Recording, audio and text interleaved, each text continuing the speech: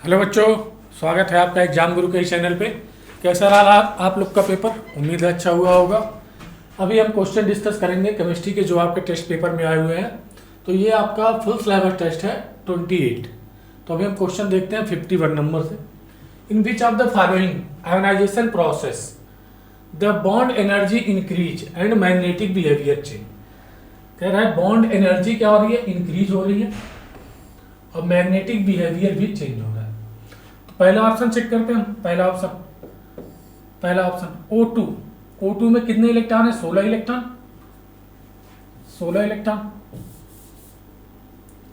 और एक चीज आप देख लो पहले, अगर 14 इलेक्ट्रॉन होते हैं तो बॉन्ड ऑर्डर आता है 3, 13 होते हैं तो बॉन्ड ऑर्डर 2.5, 15 होते हैं तो भी 2.5, 12, 16, 11, 17, 2.5 to 1.5। ठीक है, ये है नंबर ऑफ इलेक्ट्रॉन और बॉन्ड ऑर्डर। अब देखो O2 के पास कितने इलेक्ट्रॉन होते हैं? 16। तो बॉन्ड ऑर्डर कितना हो जाएगा? 2। ठीक है, ये क्या है? Bond order. और बॉन्ड ऑर्डर डायरेक्टली प्रोपोर्शनल होता है बॉन्ड एनर्जी के। बॉन्ड ऑर्डर डायरेक्टली प्रोपोर्शनल होता है बॉन्ड एनर्जी के। जिसका बॉन्ड ऑर्डर ज्यादा उसकी बॉन्ड एनर्जी ज्यादा। बॉन्ड ऑर्डर 2, इसका बॉन्ड ऑर्डर देखो कितने इलेक्ट्रॉन होते हैं? 15, हो जाएगा 2.5। तो बॉन्ड ऑर्डर इंक्रीज तो बॉन्ड एनर्जी इंक्रीज हो रही है। अब देखो मैग्नेटिक बिहेवियर चेंज हो रहा है कि नहीं हो रहा। O2 में कितने अनपेयर्ड इलेक्ट्रॉन होते हैं? 2 अनपेयर्ड इलेक्ट्रॉन।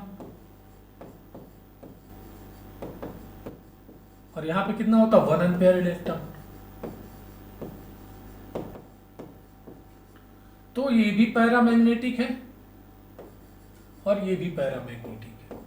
तो मैग्नेटिक बिहेवियर सेम रहा है। इसमें क्या कर रहा है? मैग्नेटिक बिहेवियर चेंज होना चाहिए।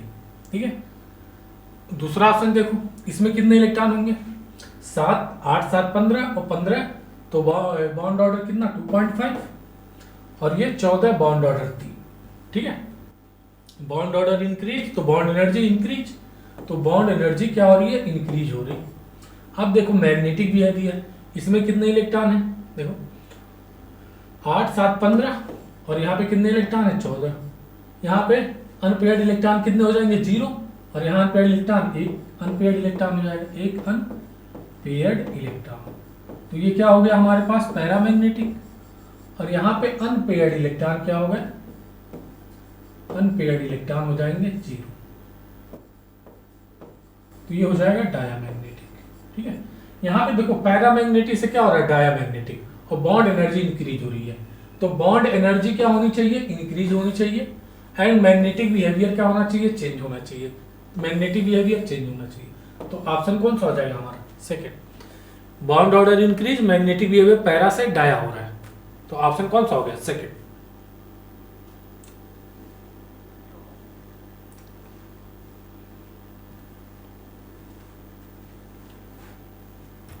आगे बढ़े, देखते हैं next question 52 number.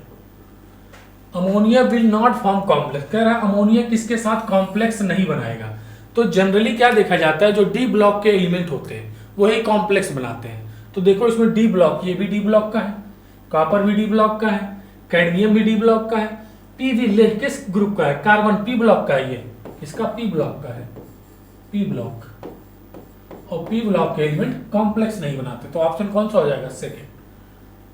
D block के एलिमेंट ही कॉम्प्लेक्स बनाते हैं। आगे बढ़े, देखते हैं question number 53। Energy E1 E2 of two radiation are इतना इतना।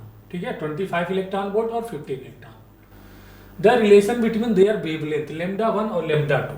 तो एनर्जी बच्चों क्या होती है? एनर्जी होती है hc by lambda. h constant, c constant, ये वैल्यू तो हो गई कांस्टेंट। क्या हो गई? कांस्टेंट।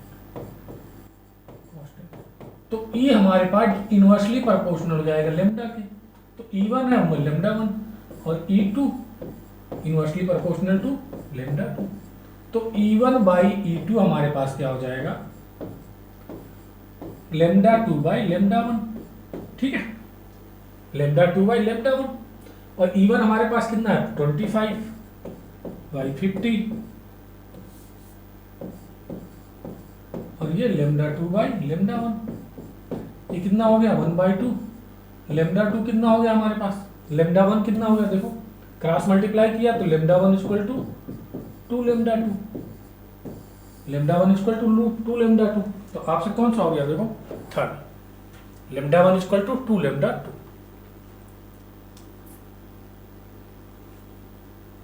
आगे बढ़े, देखते हैं question number 54। 4 element are given those correct order of first ionization potential. Ionization potential बताना हमें, ठीक है। ये क्या हो जाएगा, 2 1 3 क्या हो गया लिथियम, यहाँ कितना है 10 नियॉन, यहाँ कितने इलेक्ट्रॉन है 2 2 4 2 6 कार्बन, यहाँ 2 2 4 1 5 बोरॉन। ये हमारे पास एलिमेंट है, ठीक है। तो हमें पता है कि हम पीरियड के अलॉन्ग जाते हैं तो आयोनाइजेशन एनर्जी इंक्रीज होती है। तो ये देखो हमारा lithium, beryllium, boron, carbon, nitrogen, oxygen, fluorine और नियॉन। नियॉन का आयोनाइजेशन एनर्जी सबसे ज्यादा नियॉन किस पे है, नियॉन। नियॉन कौन सा है, बी। तो बी की आयोनाइजेशन एनर्जी सबसे ज्यादा। उसके बाद कौन सा हो जाएगा, बी के बाद, बी के बाद हमारा क्या है, कार्बन है। उसके बाद कौन सा है, कार्बन किस पे है, सी पे है। फिर क्या है, बोरान है, बोरान किस पे है, डी पे है। फिर क्या है, लिथियम है, ए पे। ये आयोनाइजेशन एनर्जी का ऑर्डर हो गया। आयोनाइजेशन एनर्जी का ऑर्डर कौन सा, B C D A, B C D A. Option कौन सा हो गया, सेकेंड।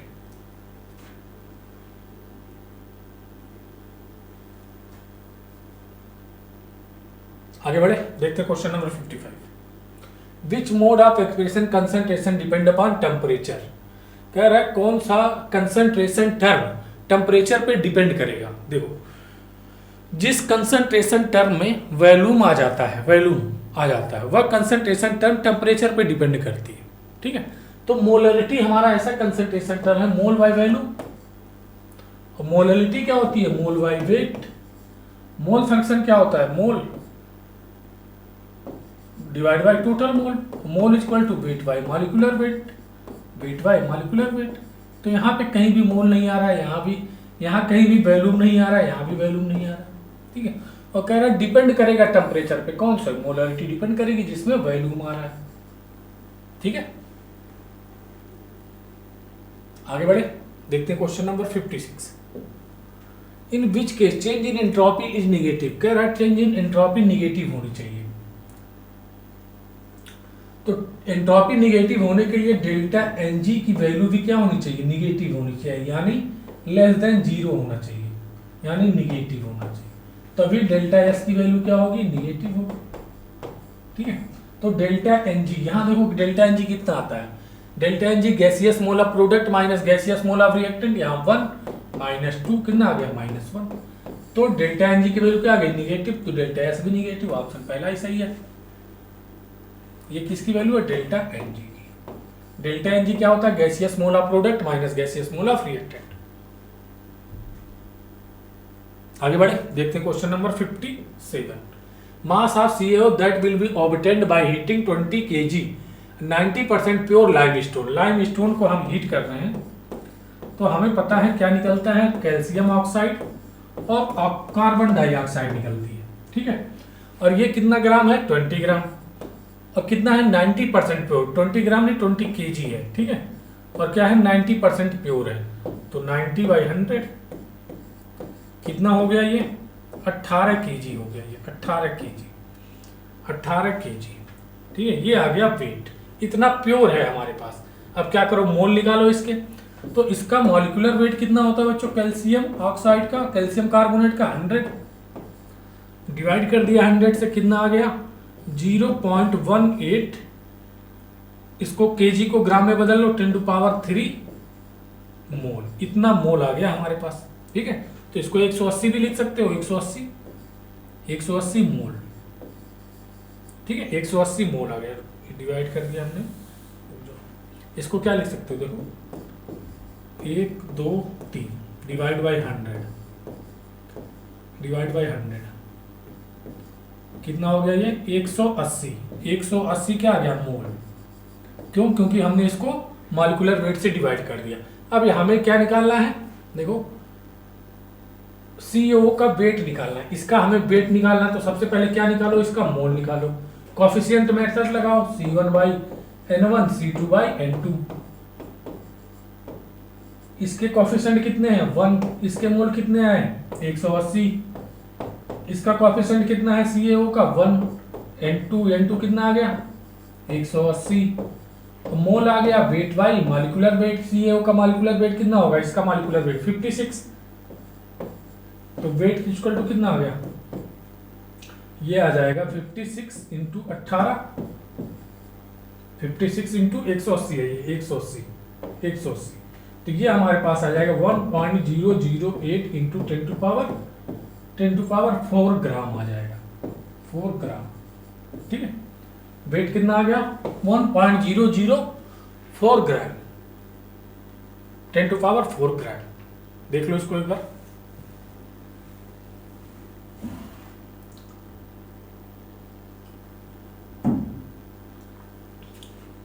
आगे बढ़े, देखते हैं question number 58। pH of saturated solution of calcium hydroxide is 9। Solubility product के एसपी हमें निकालना है। pH हमें दिया है, pH कितना दिया है कैल्शियम हाइड्रोक्साइड का 9, तो हाइड्रोजन आयन कंसंट्रेशन कितना हो जाएगा 10 टू पावर -9, और OH आयन कंसंट्रेशन कितना हो जाएगा 10 टू पावर -5, ठीक है। अब OH आयन कंसंट्रेशन आ गया हमारा कैल्शियम हाइड्रोक्साइड का, और कैल्शियम हाइड्रोक्साइड में कितने OH आयन हैं देखो,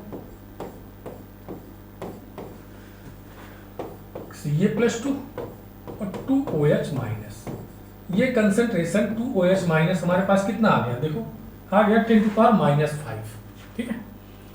2OH आयन हमारे पास कितना आ गया 10 टू पावर -5, ठीक है। तो ये मान लो S और ये 2S, ठीक है। अब हमें S कितना हो गया, ये आ गया हमारे पास 2S की वैल्यू कितनी आ गई, 2S की वैल्यू आ गई 10 टू पावर -5, ठीक है, 10 टू पावर -5, तो S की वैल्यू कितनी हो जाएगी 0.5 इंटू 10 टू पावर -5, ठीक है।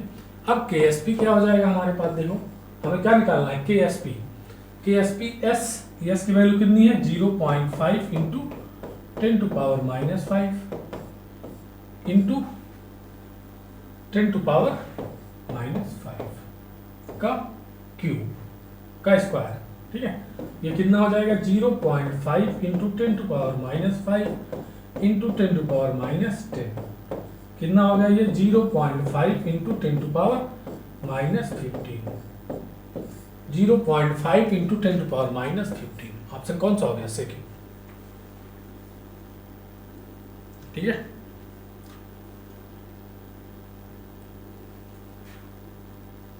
आगे बढ़े, देखते हैं question number 59। Compound having tetrahedral geometry, tetrahedral geometry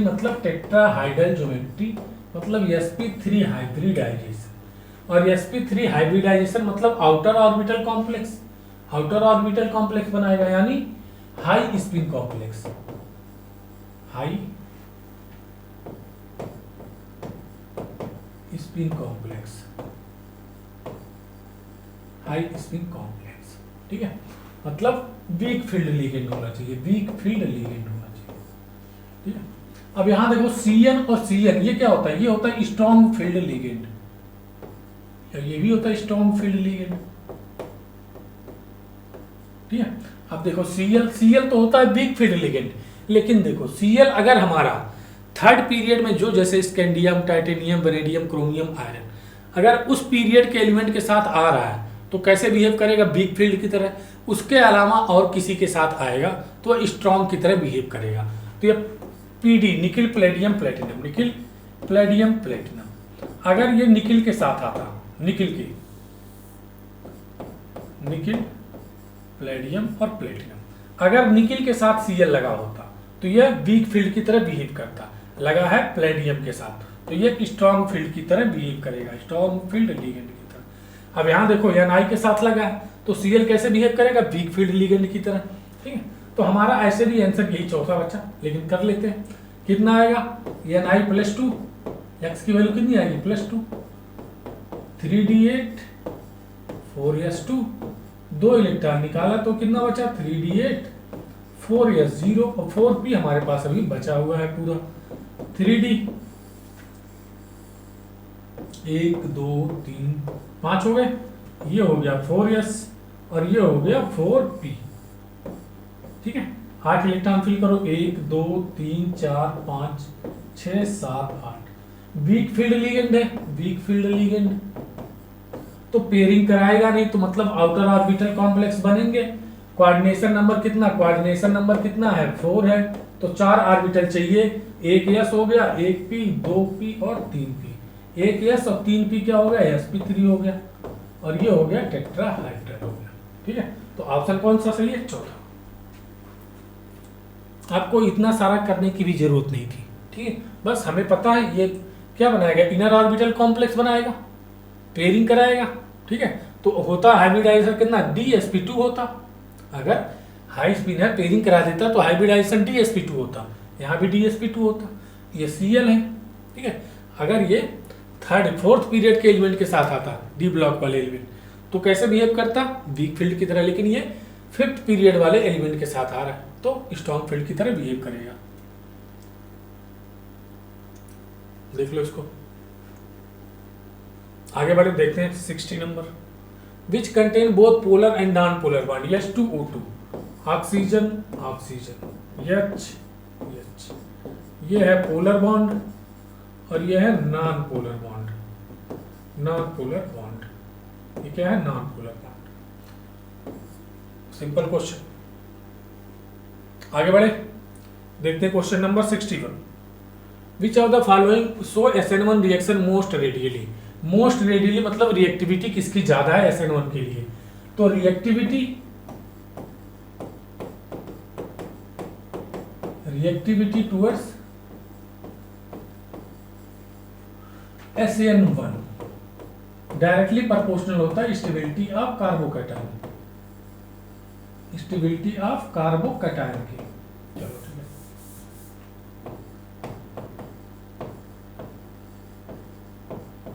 stability of carbocation. ठीक है, जो जितना स्टेबल कार्बोकैटायन होगा उसकी रिएक्टिविटी उतना ज्यादा होगी। तो यहाँ देखो ये कार्बोकैटायन बनेगा, यहाँ ये बनेगा, और यहाँ ये बनेगा, और यहाँ ये बनेगा। यहाँ देखो बेंजीन रिंग के ऊपर कार्बोकैटायन है, तो यहाँ पाई, यहाँ पाई, यहाँ पाई, तो यहाँ पाई पाई कॉन्जुगेशन ज्यादा स्ट्रॉन्ग है। तो ये जो पॉजिटिव चार्ज रिंग के ऊपर है डायरेक्ट, ये रेजोनेंस में नहीं जाएगा, तो ये स्टेबलाइज भी नहीं होगा। ठीक है, यहाँ देखो hyper conjugation, 3 3 6 2 8 alpha hydrogen, 8 alpha hydrogen, और यहाँ पे 2 अल्फा हाइड्रोजन, और यहाँ पे कितने 2 2 4 अल्फा हाइड्रोजन। तो सबसे ज्यादा स्टेबल कौन सा हो गया, 8 अल्फा हाइड्रोजन। तो ऑप्शन कौन सा हो गया, सेकेंड। ठीक है, कौन सा हो गया, सेकेंड। आगे बढ़े, देखते हैं question number 62। Number of Faraday required to produce 20 gram of calcium for molten CaCl2। ठीक है, 20 ग्राम कैल्शियम फ्रॉम। ठीक है, देखते हैं, A into Q into N into Faraday. Weight कितना है, 20 ग्राम। एटॉमिक वेट कैल्शियम का होता है 40। N फैक्टर कितना है, Ca plus 2O2Cl minus N factor कितना हो गया, नंबर ऑफ इलेक्ट्रॉन कितने हो गए, 2 इंटू फैराडे इंटू Q, यही हमें निकालना था। ये कितना हो गया, 40। ये हो जाएगा, देखो इसका मल्टीप्लाई करेंगे तो ये इससे कैंसिल, कितना बचेगा 20, 40 40, Q इक्वल टू कितना आ गया 1 फैराडे, Q इक्वल टू कितना आ गया 1 फैराडे। ऑप्शन कौन सा हो गया, चौथा। 1 फैराडे चार्ज की जरूरत पड़ेगी, कितना 20 ग्राम को, 20 ग्राम को डिपॉजिट करने के लिए। आगे बढ़े, सिंपल क्वेश्चन था। विच इज करेक्ट मैचिंग, ये क्या है, कीटोन, और कीटोन से हम बना रहे हैं क्या, प्रोपेन। ठीक है, कीटोन से हम एल्केन बना रहे हैं, तो ये क्या करते, कौन करता है, रिडक्शन करा रहे हैं, तो रिडक्शन कौन कराएगा, HI और रेड फास्फोरस। ये एल्केन लवर होता है, CO बॉन्ड को तोड़ता है और HA दोनों को दे देता है।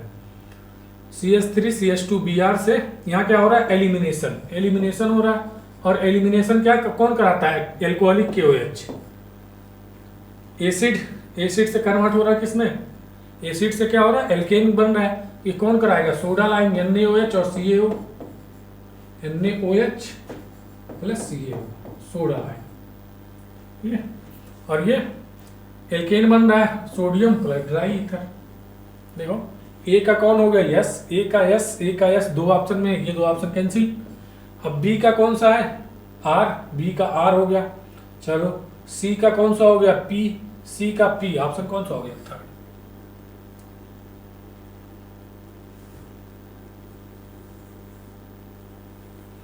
आगे बढ़े, देखते हैं क्वेश्चन नंबर 64।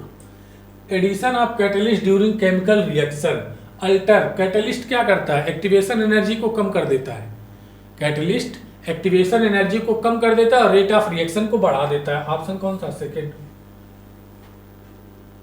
आगे बढ़े, सिंपल क्वेश्चन था। 65 आईपीएससी नेम, हमें पहले नेमिंग करो 1 2 3 4 3 ऑक्सो ब्यूटेनिक एसिड। कितने carbon 1 2 3 4 butanoic acid, 3 oxo butanoic acid. ठीक है, आगे बढ़े 66 नंबर देखते हैं। Aryl halide are less reactive towards nucleophilic substitution reaction as compare to alkyl halide. कह रहा है एल्काइल हैलाइड से रिएक्टिविटी कम होती है, क्यों? क्योंकि वह रेजोनेंस स्टेबलाइज होते हैं। ऑप्शन नंबर से पहला है क्योंकि वह रेजोनेंस स्टेबलाइज होते हैं। आगे बढ़े, देखते हैं question number 67। HgCl2I2 both when dissolve in water containing I-, मतलब इसको और इसको ऐसे सोल्यूशन में डाला जा रहा है, ऐसे एक्वस सोल्यूशन में डाला जा रहा है जिसमें पहले से I- है। तो पहले इसको डालो, क्या बनेगा HgCl2 को I- में डाला हमने तो ये बन जाता है Hg(I4) पे माइनस बन जाता है प्लस I2 बन जाता है। अब देखो, अब I2 को हम डाल रहे हैं कहाँ पे, I2 को डाल रहे हैं कहाँ I- में, तो ये बन जाता है I3-।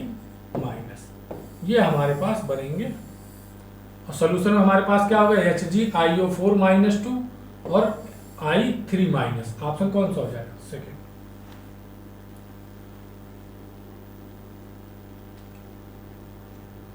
आगे बढ़े, देखते हैं question number 68। Number of possible isomer of the complex CO ethylene diamine will be. कह रहा है इसके कितने आइसोमर बनेंगे, तो देखते हैं।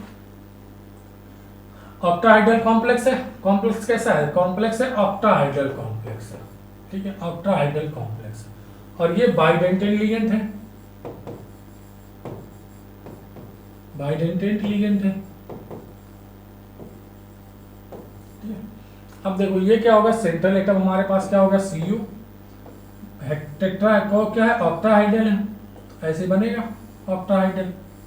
ठीक है, और यहाँ पे एक Cl यहाँ लगा दो, एक Cl यहाँ लगा दो।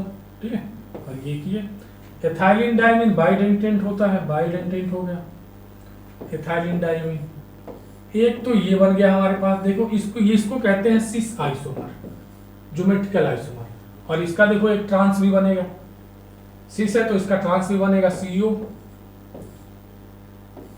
ऑक्टाहाइड्रल, यहाँ पे एथाइलिन डायमीन, यहाँ भी एथाइलिन डायमीन, और ये Cl और ये Cl, ये है ट्रांसफॉर्म। ठीक है, अब ये देखो ट्रांसफॉर्म है।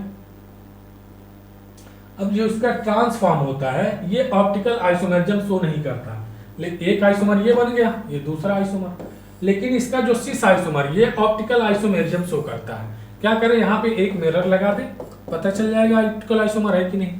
ठीक है, अब देखो इसका आइसोमर कैसे बनेगा, CO हो गया सेंट्रल एटम, ये चला जाएगा उधर। ठीक है, ये आ गया किधर, ये चला जाएगा एथाइलिन डायमीन इधर आ जाएगा। देखो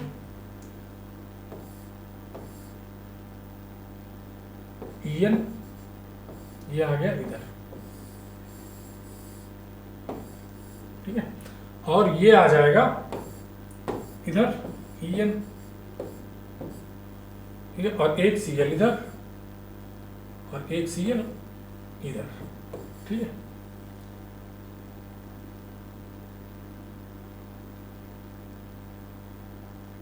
ये आ गया इधर, ये चला जाएगा। ठीक है, एक Cl इधर, तो ये इसका क्या हो जाएगा, ये मान लो डेक्स्ट्रो रोटेटरी है, और ये क्या हो जाएगा लेगो। तो कितने आइसोमर बन जाएंगे टोटल, एक, ये 2 और ये 3। इसका सिस फॉर्म सिर्फ ऑप्टिकल आइसोमरिज्म शो करता है, ट्रांसफॉर्म नहीं करता। क्यों, क्योंकि ट्रांसफॉर्म में सिमेट्री आ जाती है। तो कितने आइसोमर बनेंगे टोटल? 3। देख लो इसको। आगे बढ़े, देखते question number 69। Correct order of increasing thermal stability. Along the period जाने पे थर्मल स्टेबिलिटी डिक्रीज होती है और अलोंग द ग्रुप आने पे थर्मल स्टेबिलिटी इंक्रीज होती है। ठीक है, अब देखो हमारे पास क्या है, बेरिलियम, मैग्नीशियम, कैल्शियम ये है, और क्या है, पोटेशियम है। ठीक है, तो हम इधर से आएंगे तो थर्मल स्टेबिलिटी क्या होगी, इंक्रीज होगी, और इधर जाएंगे तो थर्मल स्टेबिलिटी क्या होगी, थर्मल स्टेबिलिटी डिक्रीज होगी। तो सबसे ज्यादा थर्मली स्टेबल K2CO3। ठीक है, इंक्रीजिंग ऑर्डर बताना है तो K2CO3 सबसे आगे, फिर कौन सा हो जाएगा, CaCO3, फिर क्या हो जाएगा, MgCO3, फिर क्या हो जाएगा, BeCO3। ये है थर्मल स्टेबिलिटी का ऑर्डर। K2CO3, CaCO3, फिर MgCO3, K2CO3, CaCO3, MgCO3 और BeCO3। ऑप्शन कौन सा हो गया, second.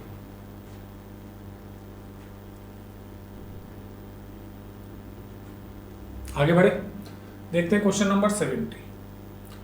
N alkaloid contain 17.28% nitrogen and its molecular mass हमें दिया है। The number of nitrogen atom present in one molecule of alkaloid. ठीक है, एल्केलॉइड तो हमें पता है एक फार्मूला मिनिमम मॉलिक्यूलर मास का इक्वल टू होता है atomic weight of given element, उसका परसेंटेज इंटू 100 इंटू एन, और यही एन हमें कैलकुलेट करना है कि ये क्या बताता है, नंबर ऑफ एटम को बताता है। किसको बताता है, नंबर ऑफ एटम। तो मॉलिक्यूलर मास हमें कितना दिया है, 162। एटॉमिक मास कितना दिया है, नाइट्रोजन का कितना होता है, 14। नाइट्रोजन दिया 14, इसका परसेंटेज कितना दिया, 17.28% इंटू 100 इंटू एन। ठीक है, अब क्या करते हैं, देखो ये हो गया 2 7 14, 2 8 16, 2 करना, क्रॉस मल्टीप्लाई करो, एन इक्वल टू कितना हो जाएगा, 81 इंटू 17.28 डिवाइड बाई 700।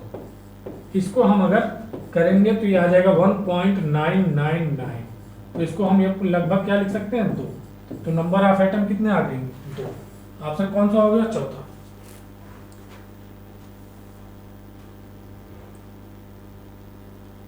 आगे बढ़े, देखते हैं question number 71।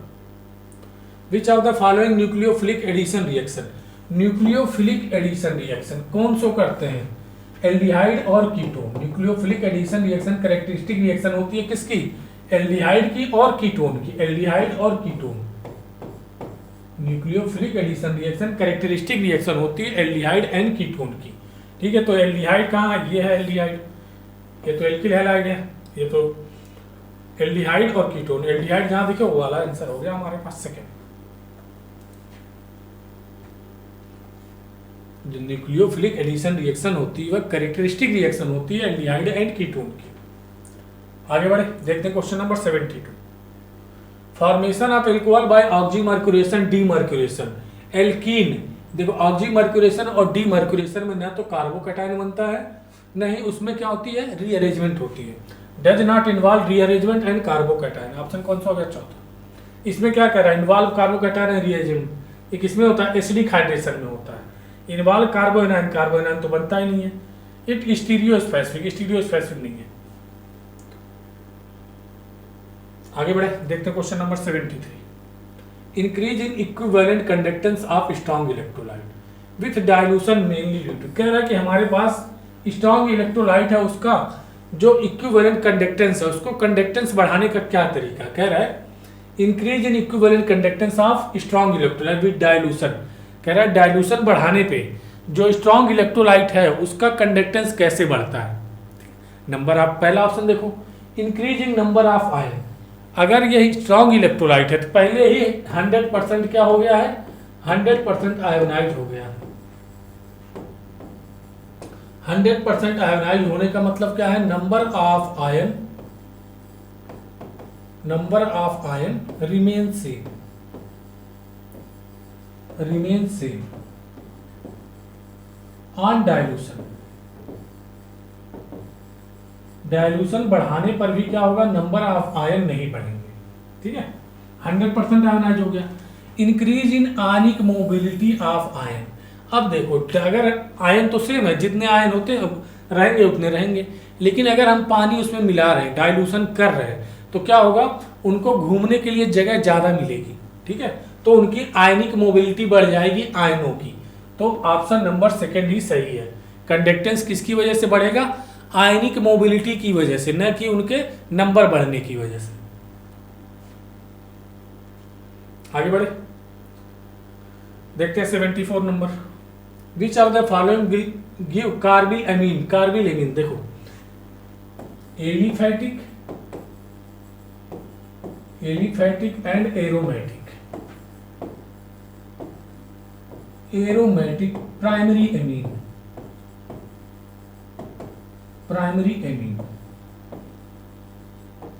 Aliphatic and aromatic primary amine ही क्या करते हैं, कार्बिल एमीन टेस्ट शो करते हैं। कार्बिल एमीन टेस्ट शो करते हैं। सो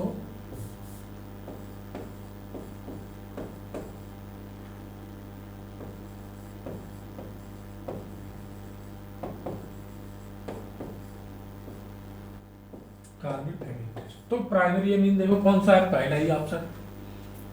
ठीक है, aliphatic and aromatic primary amine carbylamine test show करते हैं। आगे बढ़े, देखते हैं question number 75। Select inter hydrogen compound which are not exist. कह रहा है कौन सा इंटर हाइड्रोजन कंपाउंड जो एग्जिस्ट नहीं करेगा।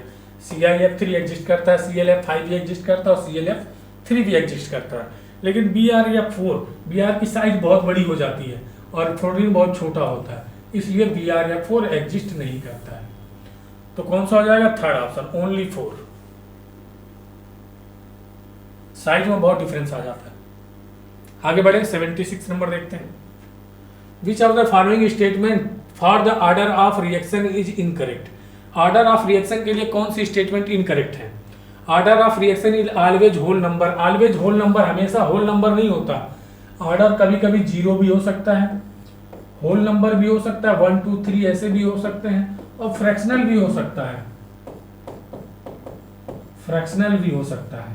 ठीक है, तो ये वाला statement order of reaction always बोल के इसने ये गलत कर दिया, तो आपसे हमें इनकरेक्ट बताना है, इनकरेक्ट, तो पहला ही इनकरेक्ट है।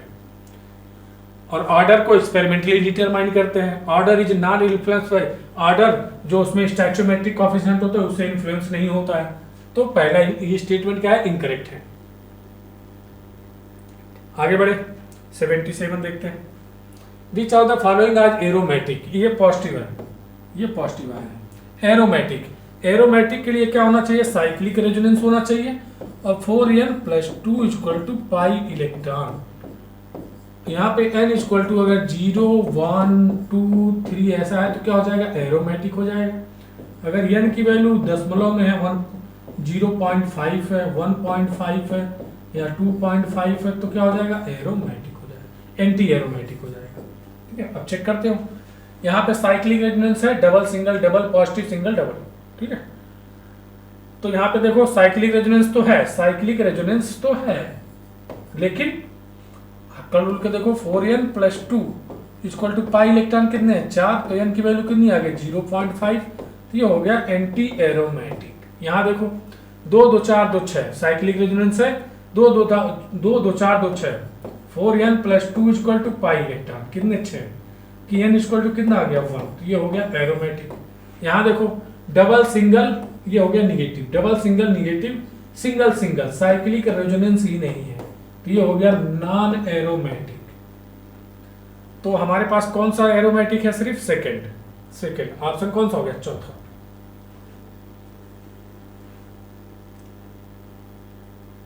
आगे बढ़े, देख लें 78 number. Which of the following p pi d pi bonding.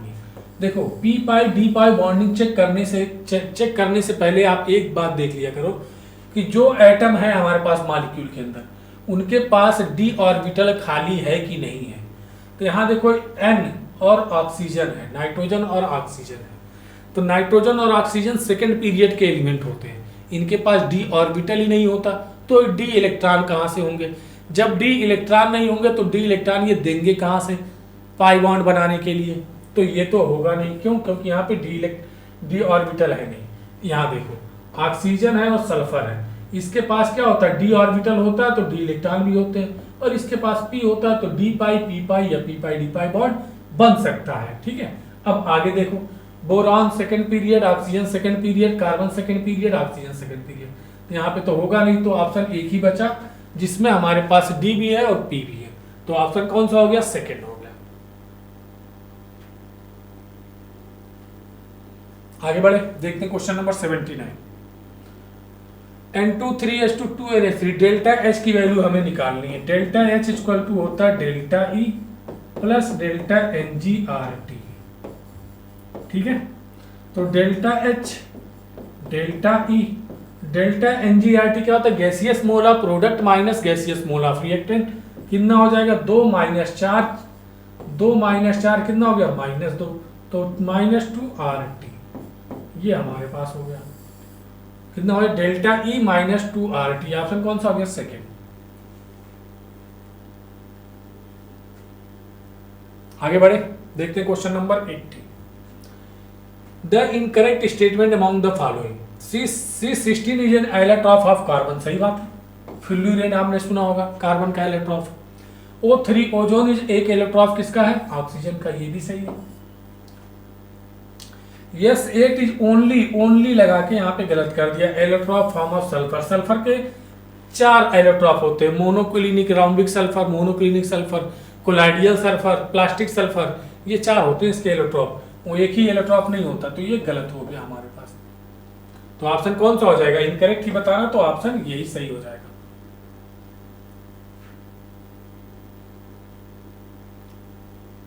आगे बढ़े, देखते हैं 80 number 81। Which of the following mix anhydride, mix anhydride, mix anhydride, देखो नाइट्रोजन क्या है, NO2 क्या होता है हमारे पास, HNO2 प्लस HNO3 से मिलके बना होता है, ठीक है, HNO3 से मिलके बना होता है, ये बनता है NO2 प्लस H2O, ये क्या है, एक मिक्स एनहाइड्राइड है, मिक्स एनहाइड्राइड, मिक्स एनहाइड्राइड, यहां से क्या निकलता है H2O, तो बैलेंस कर दो रिएक्शन, 2NO2 H2O, क्या है मिक्स हाइड्राइड, मिक्स एनहाइड्राइड क्या है, NO2 है। ऑप्शन कौन सा हो गया, सेकेंड।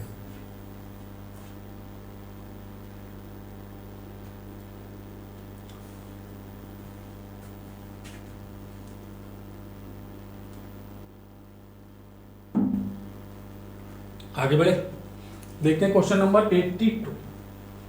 C2H5 MgBr, ऑक्जीरेन, ऑक्जीरेन, सबसे पहले तो ऑक्जीरेन का स्ट्रक्चर ये है, ठीक है, इसके रिएक्शन ग्रिग्नार्ड रिएजेंट से करा रहे हैं, ग्रिग्नार्ड रिएजेंट से, तो ये होगा माइनस, ये होगा प्लस, यहाँ इसको तोड़ो तो ये माइनस ये प्लस, अब कुछ नहीं करना, प्लस को माइनस दे दो, माइनस को प्लस दे दो, ठीक है, तो यहाँ पे अगर हम क्या ऐसे कर दो इसको, ऐसे ये वाला बांध तोड़ो, ऑक्सीजन कार्बन कार्बन ऑक्सीजन, ये बांध तोड़ा, ये प्लस और ये माइनस, अब प्लस को माइनस, माइनस को प्लस दे दिया, तो क्या बन जाएगा, देखो यहाँ पे हमारे ये इसकी रिएक्शन इससे करा रहे हैं, ठीक है, तो ये बन जाएगा CH3 CH2, ठीक है, और ये CH2 और ये CH2 और ये ऑक्सीजन और MgBr, ठीक है, MgBr, ये बन गया हमारे पास। अब इसकी H2O से रिएक्शन करा रहे हैं, इसकी रिएक्शन किससे करा रहे हैं, H2O से करा रहे हैं, H2O से, तो यहाँ क्या आएगा H प्लस और OH माइनस, और ये माइनस है और ये प्लस है, प्लस को माइनस, माइनस को प्लस दे दो, बस ये बन जाएगा CH3 CH2, हमने C2H5 को ऐसे लिख लिया है, CH3 CH2, ठीक है,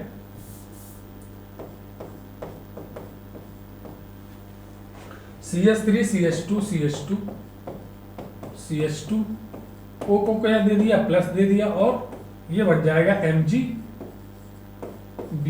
और OH, देखो क्या बन गया, ये ब्यूटेनॉल, ब्यूटेनॉल, ब्यूटेनॉल, ऑप्शन कौन सा हो गया, सेकंड, ब्यूटेनॉल। आगे बढ़े, देखते हैं 83 number. In the Victor Meyer test colour given by 3 degree 2 degree और 1 डिग्री एल्कोहल। 3 डिग्री एल्कोहल तो होता है कलरलेस। क्या होता है? कलरलेस होता है। क्या होता है? कलरलेस। और ये होता है 2 डिग्री, क्या होता है? ब्लू कलर होता है, ब्लू कलर। और 1 डिग्री होता है रेड कलर। तो कलरलेस, ब्लू और रेड, ऑप्शन कौन सा होगा? चौथा। आगे बढ़े 84 देखते हैं। Correct order of acidic strength. Acidic strength -m, -h और -i। एसिडिक स्ट्रेंथ को बढ़ाते हैं +m, +h और +i। एसिडिक स्ट्रेंथ को कम करते हैं।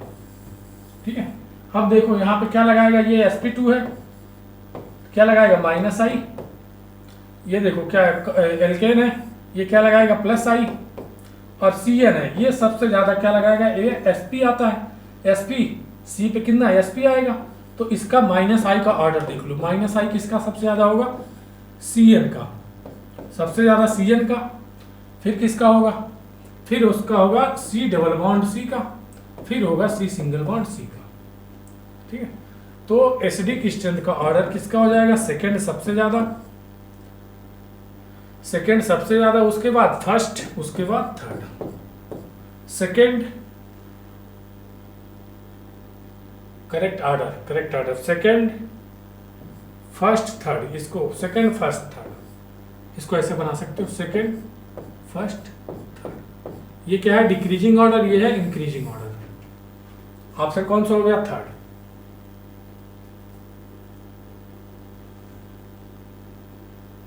आगे बढ़े, देखते हैं 85 नंबर। प्रोपेनोइक एसिड Br2 से रिएक्शन करा रहा है। Propanoic acid CH3 CH2 COOH की रिएक्शन करा रहे हैं किससे? Br2 और रेड फास्फोरस से।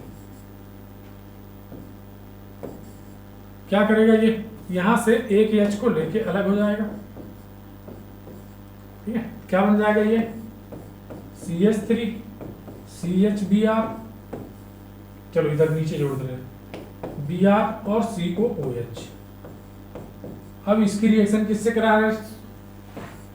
एल्कोहलिक NH3 से करा रहा है। ठीक है। तो ये क्या टूटेगा? NH2 और NH2 माइनस और H प्लस। और यहाँ पे ये माइनस, ये प्लस, प्लस को माइनस, माइनस को प्लस दे दो, हो जाएगा CH3 CH COOH और NH2। ये क्या है हमारे पास बच्चों? एक अमीनो एसिड बन गया ये। और ये अमीनो एसिड का क्या नाम है? ग्लाइसिन। ग्लाइसिन, देखो ग्लाइसिन, ग्लाइसिन। ऑप्शन कौन सा हो गया? Third, glycine. देख लो रिएक्शन पूरी यहां से।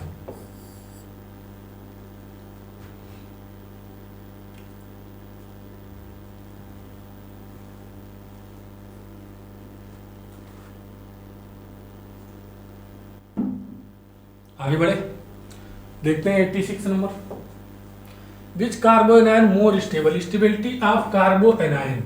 कार्बोएनायन -m, -h और -i। कार्बोएनायन की स्टेबिलिटी को बढ़ाएंगे +m, +h और +i। इसकी स्टेबिलिटी को कम करेंगे। स्टेबिलिटी को क्या करेंगे? कम करेंगे। ठीक है। तो -m क्या है? यहाँ देखो +m लग रहा है, +h। यहाँ कुछ नहीं है, यहाँ देखो ये भी +m लगा रहा है। ये क्या लगाएगा? -m। और -m वाला स्टेबिलिटी को सबसे ज्यादा बढ़ाएगा, तो ऑप्शन चौथा। ये क्या है? -m वाला स्टेबिलिटी को बढ़ाएगा, -m। ये क्या लगा रहा है? +h लगा रहा है, ये +m लगा रहा है, और ये -m लगा रहा है। 86 का फोर्थ नंबर। आगे बढ़े, देखते हैं 87 number. Which expression wrong for first order reaction? KT 2.303 log A0/AT। ये हमारे पास होता है फर्स्ट ऑर्डर की काइनेटिक का इक्वेशन। तो K इक्वल टू क्या लिख सकते हैं इसको? 2.303/T log A0/AT। ठीक है। यहाँ देखो पहला सही है। दूसरा देखो टी ऊपर है तो दूसरा हमारा क्या इनकरेक्ट बचाना था, तो दूसरा सही है। भाई रॉन्ग बताना है ना, तो दूसरा सही है हमारे पास। आगे बढ़े, 88 नंबर देखते हैं। What are the organic compound form in the following reaction? Lithium aluminium hydride. देखो ये क्या कराता है, reduction. C6H5 C double bond O CH3 क्या करता है, इस बॉन्ड को तोड़ेगा, एक एच इसको, एक एच इसको, इस बॉन्ड को तोड़ेगा, एक एच इसको, एक एच इसको। तो देखो क्या बन जाएगा, यहां से हमारे पास C6H5 CH2OH, ठीक है। और क्या बन जाएगा, यहां से CH3OH। ये दोनों प्रोडक्ट बन जाएंगे हमारे पास, C6H5OH और CH3OH। ऑप्शन कौन सा हो गया, दूसरा।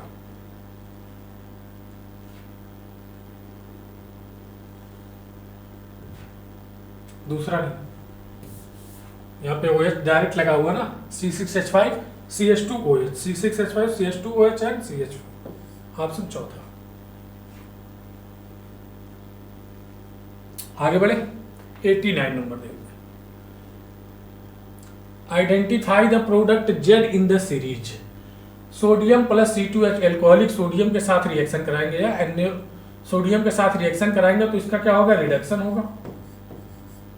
रिडक्शन होगा तो क्या बनेगा, देखो CH3, एक बॉन्ड तो इसके भी 3 बॉन्ड होगा, एक बॉन्ड तोड़ा, एक एच इसको, एक एच इसको, एक बॉन्ड तोड़ा, एक एच इसको, एक एच इसको, क्या बन जाएगा, CH3 CH2 NH2, ठीक है।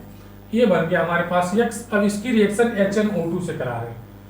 HNO2 को हम ऐसे भी लिख सकते हैं, OH और NO, ये प्लस हो गया, ये माइनस हो गया, ये प्लस हो गया, ये माइनस, प्लस को माइनस, माइनस को प्लस दे देंगे तो क्या बन जाएगा, CH3 CH2 OH, एल्कोहल बन गया। अब देखो इसकी रिएक्शन किससे करा रहे हैं, KMNO4 से, KMNO4 इन एसिडिक मीडियम।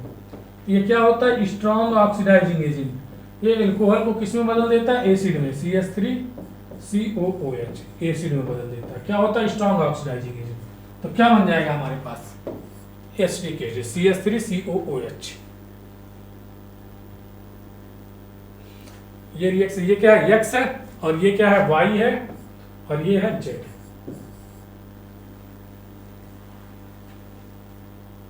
आगे बढ़े, देखते हैं 90 नंबर। करेक्ट एसिडिक स्ट्रेंथ, अभी हमने बताया था acidic strength, acidic strength -M -H और -I, inversely proportional, +M +H और +I, ठीक है। अब यहां देखो, ये हमारे पास है फिनॉल, ये है बेंजोइक एसिड।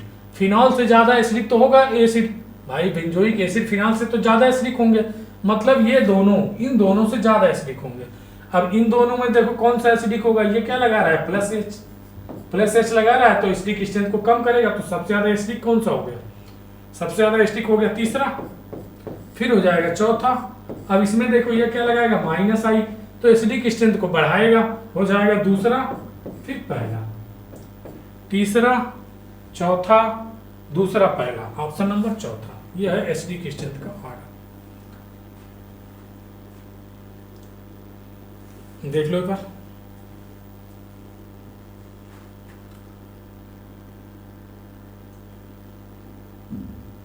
आगे बढ़े, देखते हैं question number 91। If solubility of calcium hydroxide √3 then solubility product calcium hydroxide, calcium hydroxide KSP क्या हो जाएगा इसका, KSP 1 की पावर 1, 2 की पावर 2, S के पावर 3, कितना हो जाएगा 4S3, और S की वैल्यू हमें कितनी दी है, √3, तो √3 का क्यूब मतलब ये √3 का क्यूब।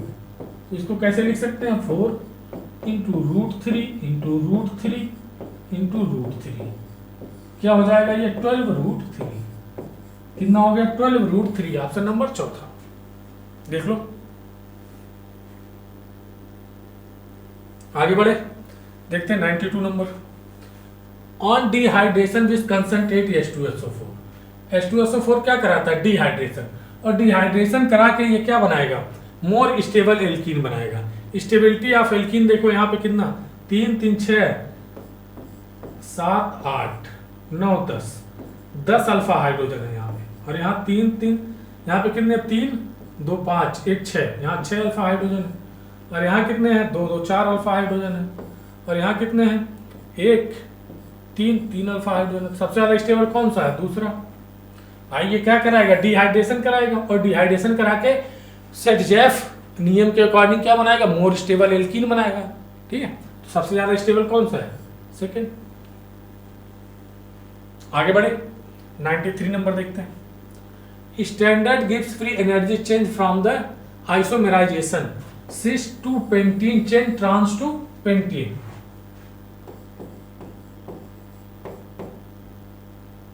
ट्रांस टू पेंटीन, ठीक है, ये रिएक्शन है हमारे पास।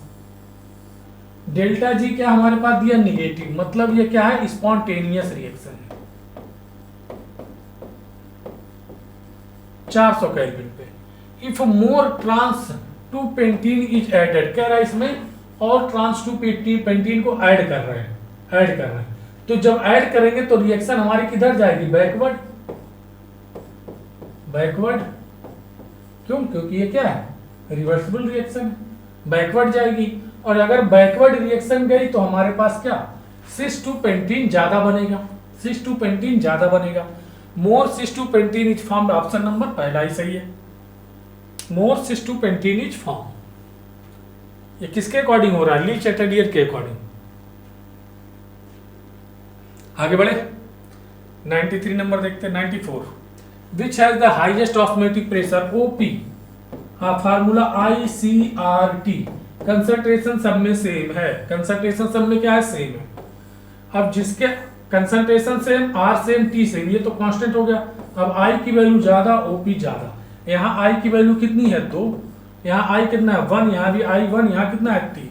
तो I की वैल्यू ज्यादा, OP ज्यादा, ऑप्शन नंबर 3। सिंपल क्वेश्चन है। आगे बढ़े, 95 नंबर देखते हैं। Maltose on treating with dilute HCl give क्या देता है? D glucose.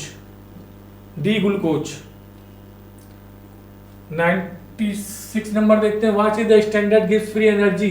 Delta G not हमें निकालना है, -NF इंटू E नॉट के लिए हमें ये रिएक्शन दी गई है, E नॉट की वैल्यू दी गई है, तो E नॉट की वैल्यू निकाल लो पहले। E नॉट इक्वल टू क्या होता है? E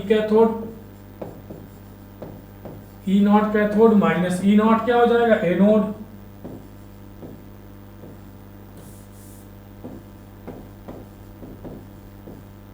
E not anode, cathode क्या? कैथोड पे क्या होता है? रिडक्शन किसका हो रहा है? रिडक्शन P लेड का हो रहा है, तो लेड वाला कितना?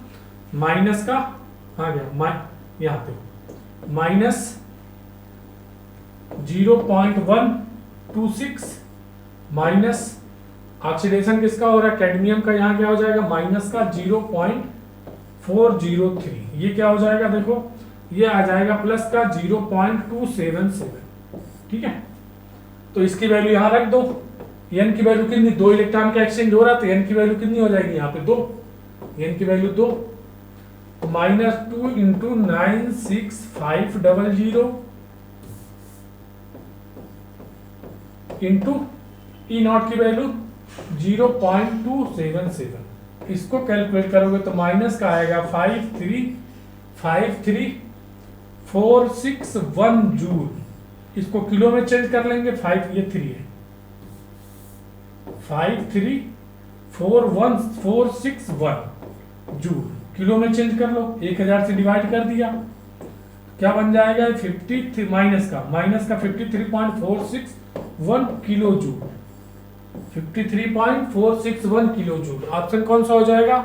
Option number second. देख लो, आगे बढ़े, देखते हैं question number 97। In the following reaction bromine is both reduce and oxidise. देखते हैं यहाँ 0 से किस में जा रहा है? 0 से माइनस में क्या हो रहा है? रिड्यूस। और यहाँ देखो कितना है? +5, तो ऑक्सीडाइज भी हो रहा है। तो bromine is both reduce and oxidise, option पहला। यहाँ क्या हो रहा है, ऑक्सीडाइज।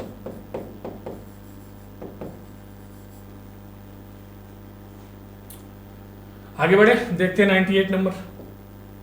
बोरेक्स, बोरेक्स में अगर हम HCl मिलाएंगे तो हमारे पास बनेगा H3BO3 और इसको हीट कराएंगे तो B3O6 बनेगा, B3O6 B2O3 B2O3 बन जाएगा हमारे पास। ठीक है, तो कौन सा ऑप्शन हो जाएगा, HCl एंड B2O3। ये होता है Na2B,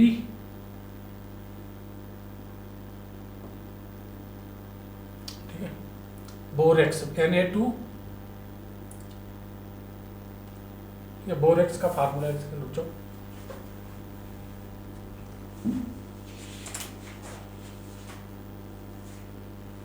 देखो बोरेक्स का फार्मूला क्या होता है बच्चों, Na2B4O5OH4 8H2, ये होता है बोरेक्स का फार्मूला, बोरेक्स। ठीक है, आगे बढ़े। How many electron can be filled in an orbital n plus L equal to 5, n plus L equal to कितना आना चाहिए 5, n की वैल्यू 5, l की वैल्यू 0, तो क्या हो जाएगा 5 यस, 5 यस। l की वैल्यू 4 ले लिया, इसकी वैल्यू 1 ले लिया, तो कितना हो जाएगा 4p, इसमें 2 इलेक्ट्रॉन, इसमें 6 इलेक्ट्रॉन, ये इसकी वैल्यू 3 ले लिया, इसकी वैल्यू 2, कितना हो जाएगा 3d, इसमें कितने इलेक्ट्रॉन 10 इलेक्ट्रॉन, 10 6 16 2 18, कितने टोटल इलेक्ट्रॉन हो गए 18 इलेक्ट्रॉन। ऑप्शन कौन सा हो गया, सेकंड। ठीक है, आगे बढ़े, देखते हैं last question. Which order is wrong, electronegativity सबसे ज्यादा फ्लोरीन की होती है, क्लोरीन ब्रोमीन सही है ये। थर्मल स्टेबिलिटी सबसे ज्यादा HF की होती है, ये भी सही है। Oxidising nature, oxidising nature inversely proportional होता है, ऑक्सीडेशन स्टेट बढ़ेगा तो ऑक्सीडाइजिंग नेचर कम होगा। यहाँ देखो कितना है +1, यहाँ कितना +3, यहाँ कितना +5, यहाँ कितना +7। ठीक है, तो ये क्या रहा, oxidising nature increase, oxidising state अगर बढ़ रहा है तो ऑक्सीडाइजिंग नेचर डिक्रीज होगा, तो ये ऐसे होना चाहिए। ठीक है, तो ऑप्शन थर्ड ही हमारा क्या है, रॉन्ग है, मतलब यही सही है, रॉन्ग ही बताना था हमें। ठीक है, तो बच्चों थैंक यू सो मच, मिलते हैं नेक्स्ट वीडियो में।